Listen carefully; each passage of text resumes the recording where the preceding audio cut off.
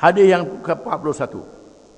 Wa an Abi Abdullah Khabbab bin al-Arat radhiyallahu anhu qala syakawna ila Rasulillah sallallahu alaihi wasallam wa huwa mutawassidun burdatan lahu fi dhillil Ka'bah faqulna ala tastansiru lana ala tad'u lana faqala qad kana man qablakum yu'khadhu ar-rajulu fayuhfaru lahu fil ard fayuj'alu fiha thumma yu'ta bil minshar fayudau ala ra'sihi fayuj'alu nisfain wa yumshatu bi amshatil hadid ma duna lahmihi wa 'azmihi ma yasudduhu dhalika an dinihi wallahi la yutimmanna Allahu hadha al-amra hatta yasira ar-rakibu min San'a ila hadra al-maut la yakhafu illa Allah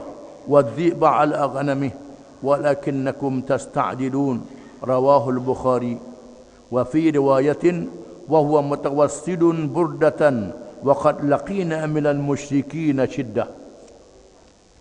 Maksudnya, dan dari Abdullah Khabbab bin al-Arat radhiyallahu anhu, katanya kami telah mengadu kepada Rasulullah sallallahu alaihi wasallam dalam keadaan baginda bersandarkan, beralaskan kain selimut, kain lepas, berada di bawah bayangan Kaabah.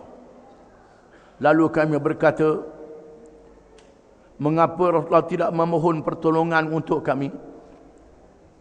Mengapa Rasulullah tidak berdoa kepada Allah untuk kami? Lalu sabdanya, sesungguhnya kalangan umat yang terdahulu daripada kamu, ada orang yang ditangkap, digali lubang, ditimbus di dalam lubang itu. Ada orang yang dibawa dengan gergaji, dia letak gergaji di atas kepalanya, dibelah sehingga terbelah dua. Ada orang yang disikat dengan sikat-sikat besi sehingga meluruhkan daging dan sampai ke tulangnya, namun tidak berganjok daripada agamanya. Demi Allah, sesungguhnya Allah akan menyempurnakan urusan agama ini, yakni sehingga mendapat kemenangan. Sehingga apabila Islam sudah menang, orang yang berjalan dari San'a di negeri Yaman ke Hadramaut, negeri Yaman, tidak takut lagi malaikat kepada Allah dan serigala yang mengganggu kambing. Tetapi kamu adalah orang-orang yang gopoh. Hadis riwayat Al-Bukhari. Mengikut riwayat yang lain, ketika Rasulullah berselimut dan beralaskan kain lepas burdah, dalam keadaan kami dizalimi oleh orang-orang musyrikin. Hadis ini menceritakan berkenaan dengan sahabat-sahabat Nabi yang lemah, yang dhaif, ketika mereka berada di Mekah, belum lagi berhijrah. Mereka diseksa oleh orang-orang kafir musyrikin, di mana orang-orang kafir musyrikin mengambil peluang menangkap sahabat-sahabat Nabi yang lemah, yang miskin, yang tak ada keluarga, lalu diseksa. Ada yang mati. Di antara yang ditangkap ialah Khabbab bin al-Arat. Khabbab ni dia tukang besi. Dia tukang besi, ambil upah orang tempah barang besi, sama ada senjata ataupun alat-alat. Di antaranya yang minta buat barang besi daripada Khabbab ialah Al-As bin Wa'il, seorang pemimpin musyrikin. Bila dia tahu Khabbab ni masuk Islam, lalu dia ambil barang tu, dia tak beri upah, tak bayar. Oleh kerana percaya Muhammad beritahu ada hari akhirat, biar aku bayar upah hari akhirat, dia kata. Dia buat main-main. Bukan sekadar itu, Khabbab telah ditangkap, diberkas, lalu dibakar dengan besi panas. Besi panas tempat dia kerja diletakkan di atas belakangnya, diseksa. Begitulah juga sahabat-sahabat yang lain menerima seksa yang lain, seperti Bilal bin Rabah, Ammar bin Yasir. Setelah Yasir, ayahnya dan ibunya semuanya dibunuh oleh pemimpin musyrikin. Dan banyak lagi sahabat-sahabat yang lain. Maka sahabat-sahabat yang kena seksa, yang telah dibebaskan, yang berusaha membebaskan mereka, di antaranya Abu Bakar As-Siddiq radhiyallahu anhu. Seorang yang berharta, menggunakan duit untuk bayar bagi membebaskan sahabat-sahabat yang lemah, yang diseksa ini, sehingga menghabiskan kekayaannya kerana tudung orang. Sayyidina Abu Bakar. Khabbab dengan rakan-rakan yang sudah dibebaskan ini, pada satu hari bertemu dengan Rasulullah sallallahu alaihi wasallam yang sedang berselimut dan bersandar bersama dengan kain lepas di bawah bayangan Kaabah di waktu tengah hari.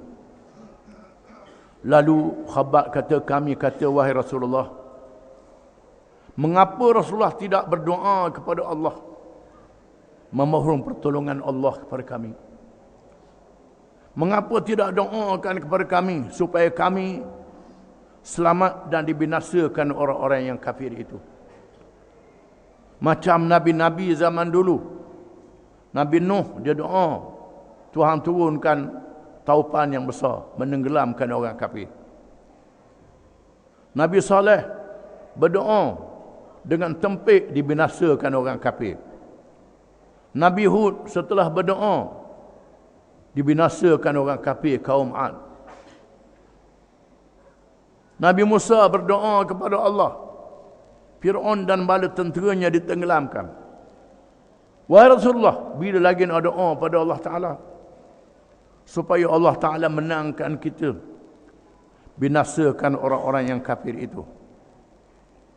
Lalu jawab Rasulullah SAW, wahai Khabbab, sesungguhnya di kalangan umat zaman dulu yang mengikut Rasul, Nabi mereka, ada yang ditangkap, digali lubang, ditimbuh di dalam lubang itu, dikambuh dalam lubang, mati, ditimbus. Ada di antara mereka yang dibelah tubuh dengan gergaji sehingga terbelah dua, jatuh ke bumi. Ada di antara mereka yang diseksa, disikat tubuhnya dengan sikat besi sehingga meluruhkan kulit daging sampai ke tulang. Namun mereka tidak berganjak dengan agama Allah. Sampai mati tetap dengan Islam, mereka sabar. Wahai Khabbab, wahai kamu semua, akan tiba masanya Allah Ta'ala menyempurnakan urusan agamanya. Allah Ta'ala akan sempurnakan urusan agama. Islam akan menang. Cuma Allah Ta'ala nak suruh kamu sabar. Allah Ta'ala nak beri pahala pada kamu. Allah Ta'ala nak pilih ada kalangan kamu yang mati syahid. Yang mati syahid ini boleh memberi syafaat kepada orang-orang yang tidak mati syahid. Dipilih yang mati syahid, boleh beri syafaat di hari kiamat kepada mereka yang tak mati syahid. Itu dia, Allah Ta'ala pilih. Dan akan tiba masanya Allah Ta'ala beri kemenangan. Beri kemenangan kepada Islam. Tiba masanya, wahai Khabbab, wahai kamu semua, akan tiba masanya agama Islam ini akan menang. Bila Islam sudah menang, orang musafir daripada Sana'a ke Hadramaut dan negeri Yaman, di mana perjalanannya sangat jauh, berhari nak boleh ke Sapa. Masa itu banyak perampok, penyamun, lanun di tengah jalan. Banyak orang jahat. Bila Islam sudah menang, orang musafir bersana'a ke Hadramaut akan aman. Tidak ada yang mengganggu lagi. Tak takut lagi kepada perampok, penyamun, pembunuh, melainkan takut kepada Allah sahaja. Dan serigala yang mengganggu kambing. Apa maknanya? Bila Islam sudah menang, hukum syariat, hukum qisas, hukum hudud dilaksanakan. Sekarang tak boleh nak laksana lagi. Kita tak ada negara. Akan tiba masanya hukum Islam dilaksanakan. Kena beritahu bila Islam berkata, ini hukum akan dilaksanakan. Jangan tak beritahu. Kena beritahu, hukum Islam akan dilaksanakan. Orang curi kena kerat tangan. Perampok kalau bunuh orang kena bunuh. Kalau ambil harta kerat tangan, kerat kaki, kena buang daerah. Orang bunuh orang kena bunuh balas. Orang cocoh mata orang buta, cocoh mata dia katib, biar buta katib. Ini hukum yang ada dalam Islam. Bila Islam sudah menang, hukum ini dilaksanakan. Sekarang ni tak laksana lagi, Islam tak menang. Tapi kalau Islam menang, inilah dia hukumnya. Bila Islam sudah menang, hukum dilaksanakan. Di masa itu berlakulah keamanan. Sehingga orang musafir dari Sana'a ke Hadramaut tidak takut lagi melainkan kepada Allah. Sekarang sebab takut orang zalim lagi, perampok, penyamun lagi, kerana Islam tidak menang. Akan tiba masanya Islam menang. Walakinnakum tasta'jilun. Tetapi kamu adalah orang-orang yang terlalu gopoh. Yang cepat, nak menang cepat sangat. Nak menang derah sangat, kena sabar dulu. Pasal apa Allah Ta'ala jadikan begitu? Sebabnya Allah Ta'ala nak matangkan kemenangan Islam. Nak masukkan kemenangan Islam. وَلِيُمَحِّصَ الَّذِينَ آمَنُوا وَيَمْحَقَ الْكَافِرِينَ. Supaya Allah Ta'ala nak tapis orang-orang yang beriman ini. Nak tapis. Bila nak tapis, kena perah dulu. Kena perah, kena tekan, kena tindas. Yang betul-betul beriman, tetap. Yang tipu beriman, lari. Ini dia. Allah Ta'ala nak tapis. Ada orang yang menipu. Dia kata dia beriman, dia nak ke Islam juga, dia menipu. Maka Allah Ta'ala jadikan perjuangan Islam ni lama, kerana Allah Ta'ala nak tapis. وَلِيُمَحِّصَ اللَّهُ الَّذِينَ آمَنُوا وَيَمْحَقَ الْكَافِرِينَ. Supaya Allah Ta'ala menapis orang-orang yang beriman dan membinasakan orang-orang yang kafir. Itu dia tujuan mengapa jadi lama. Nabi Nuh alaihi salam sehingga 950 tahun. 950 tahun berdakwah, barulah Allah Ta'ala binasakan mereka yang kafir itu. Nabi Musa alaihi salam selepas berdoa 40 tahun. Nabi Musa berdoa, Tuhan kata aku terima doa. Lepas 40 tahun, barulah Fir'aun dan yang ba'da tenteranya dibinasakan oleh Allah.